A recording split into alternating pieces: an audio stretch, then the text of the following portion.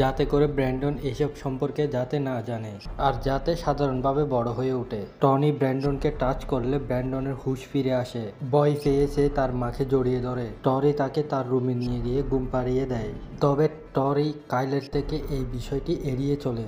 টরি কাইলকে জানায় slip work করেছিল। পরের দিন ব্র্যান্ডন ঘাস কাটার জন্য মেশিন চালু করার চেষ্টা করছিল। কয়েকবার চেষ্টা করার পর ব্র্যান্ডনের হাত থেকে ওই মেশিনটা অনেক দূরে গিয়ে পড়ে। ব্র্যান্ডন অবাক হয়ে মেশিনটার কাছে যায়। তবে সে আবারও কিছু ভয়েস শুনতে পায়, যেখানে তাকে কিছু একটা বলা হচ্ছিল। ব্র্যান্ডন বুঝতে পারে তার কাছে কোনো ধরনের সুপার ন্যাচারাল সুপার পাওয়ার আছে। সে তার নিজের শক্তি চেক করার জন্য চলন্ত মেশিনের মধ্যে হাত দিয়ে দেয়। এতে করে মেশিনের পাকাগুলো নষ্ট হয়ে গেলেও তার হাতের কোনো ক্ষতি হয় না। সে তার মাঝে থাকা সুপার পাওয়ার সম্পর্কে অবগত হয়ে যায়। ব্র্যান্ডনের 12তম জন্মদিনে তার বাবা মা আর তার আন্টি ম্যারিল এবং আঙ্কেল বার্থডে উদযাপন করছিল। ব্র্যান্ডনের আঙ্কেল নোয়াম তাকে একটা শিকার করার জন্য বন্দুক দেয়। তবে কেল এতে আপত্তি জানায়।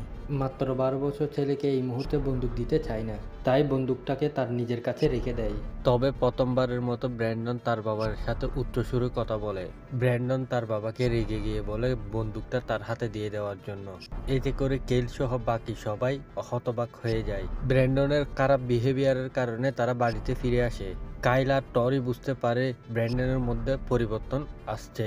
সে আগে অনেক শান্তশিষ্ট ছিল, কিন্তু সে এখন অনেক বদলে গেছে। তবে তারা ভাবছে ব্র্যান্ডন ধীরে ধীরে বড় হচ্ছে, তাই তার মধ্যে এমন ধরনের পরিবর্তন আসছে যা বয়সন্ধিকালে স্বাভাবিকভাবে হয়ে থাকে। তাই ব্যাপারটা তারা নর্মালি নেয়। পরের দিন সকালে নাস্তা করার সময় কাইল দেখতে পায় ব্র্যান্ডন একটা কাঁটা চামচ মুখে নিয়ে অন্য মানুষকে হয়ে কামড়াচ্ছে। মুখ থেকে বের করে দেখতে পায় চামচের কাঁটাগুলো বাঁকা হয়ে গেছে। কাইল টরিকে এই ব্যাপারে বলতে গেলে টরি ব্র্যান্ডনের ব্যাডের নিচে থাকা কিছু ছবি দেখায়। তারা ভাবছে ব্র্যান্ডন এখন অনেক বড় হচ্ছে, তাই তার এই বিষয়ে আগ্রহ বাড়ছে।